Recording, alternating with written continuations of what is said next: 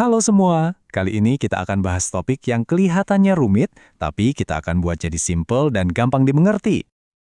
Pernah kepikiran nggak sih gimana awal mula kehidupan itu terjadi? Nah, hari ini kita bakal menyelami kisah super seru soal fertilisasi. Anggap aja ini petualangan epik di tingkat mikroskopis. Oke, kita langsung mulai aja ya. Tapi sebelum kita jauh, ada baiknya kita samain dulu persepsi tentang beberapa istilah dasar, biar nyambung gitu. Nah, ini dia intinya. Fertilisasi itu sederhananya adalah proses saat sel sperma ketemu sama sel telur dan mereka menyatu jadi satu. Momen inilah, inilah titik nolnya. Awal dari segalanya. Keren banget kan? Tapi tunggu dulu. Penting banget nih buat dicatat. Fertilisasi alias pembuahan itu beda ya sama kehamilan. Ini dua tahap yang terpisah. Fertilisasi dulu, baru deh kalau berhasil bisa jadi kehamilan. Oke, sekarang kita bongkar mitos yang paling umum. Banyak banget yang ngira pembuahan itu terjadinya di rahim. Salah besar. Rahim itu tujuan akhirnya, tapi pertemuan akbarnya itu terjadi di tempat lain, yaitu di tuba Fallopi. Sekarang kita masuk ke bagian yang paling krusial, waktu. Kenapa waktu itu penting banget? Karena bisa dibilang keseluruhan proses ini adalah balapan melawan waktu. Kesempatannya itu sempit banget. Oke, kita ambil contoh siklus 28 hari ya. Nah, sekitar hari ke-14, terjadilah yang namanya ovulasi. Itu saat sel telur dilepaskan. Momen ini kayak ngebuka gerbang start untuk jendela subur. Ini dia waktu emasnya. Dan yang bikin makin seru, sperma itu tangguh banget. Mereka bisa bertahan hidup di dalam tubuh wanita sampai 5 hari loh. Jadi mereka bisa nungguin sel telur keluar. Sabar banget kan, kayak nungguin momen yang pas buat sprint.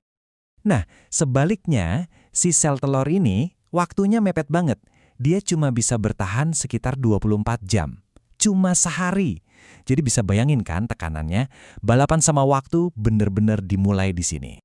Dengan jam yang terus berdetak, dimulailah sebuah perlombaan yang luar biasa. Sebuah perjalanan jutaan dengan rintangan yang, ya ampun, gak main-main. Bayangin, dari jutaan sperma yang memulai perjalanan, mereka harus ngelewatin rute yang panjang dan penuh tantangan.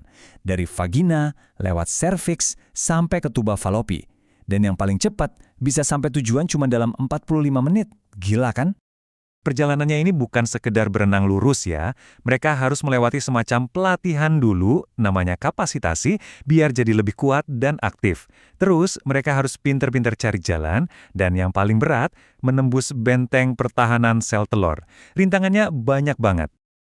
Oke, jadi setelah melewati semua rintangan itu, sampailah kita di momen puncaknya. Apa yang terjadi pas sperma akhirnya ketemu sama sel telur? Momen ketika cuma ada satu pemenang. Prosesnya ini ada 4 langkah utama. Mulai dari sperma mendekat, nempel di lapisan luar telur, terus satu sperma berhasil masuk dan menyatukan intinya. Begitu satu masuk, sel telur langsung bikin perisai biar yang lain nggak bisa ikut masuk. Kunci utamanya cuma boleh satu pemenang. Nah, penyatuan ini butuh waktu sekitar 24 jam. Hasilnya adalah satu sel baru yang namanya zigot. Anggap aja zigot ini adalah cetak biru lengkap. Semua informasi genetik untuk membentuk seorang manusia baru ada di dalam satu sel kecil ini. Tapi ceritanya belum selesai di sini. Justru ini baru awal dari babak baru. Setelah zigot terbentuk, ada 2 kemungkinan jalan yang bisa terjadi. 2 nasib yang sangat berbeda. Jadi, apa yang terjadi selanjutnya? Nasib si zigot ini akan ditentukan dalam 5-10 hari ke depan. Apakah perjalanan ini akan lanjut atau berhenti di sini? Oke, ini dia 2 kemungkinannya. Jalan A, si zigot berhasil melakukan perjalanan ke rahim, menempel di dindingnya, dan voila, kehamilan dimulai. Tapi ada juga jalan B. Kalau pembuahan atau penempelan ini gagal, ya lapisan rahim akan luruh, dan siklusnya dimulai lagi dari awal. Kalau perjalanannya sukses, coba deh lihat timeline ini. Dari pembuahan sampai implantasi, itu butuh waktu beberapa hari. Dan baru setelah itu, hormon kehamilan bisa mulai terdeteksi. Makanya, butuh waktu lebih dari seminggu dari momen pembuahan sebelum tes kehamilan bisa menunjukkan hasil positif. Jadi, kalau kita rangkum, dari perlombaan jutaan kontestan, akhirnya cuma jadi satu sel. Perjalanan ini benar-benar salah satu proses paling menakjubkan di alam. Terjadi di level yang nggak bisa kita lihat, tapi dampaknya luar biasa. Kalau dipikir-pikir lagi, dengan rintangan sebanyak itu, waktu yang super sempit, dan peluang yang kelihatannya kecil banget, bukankah luar biasa ya kalau perjalanan ini bisa berhasil? Ini benar-benar bikin kita kagum sama setiap awal mula kehidupan.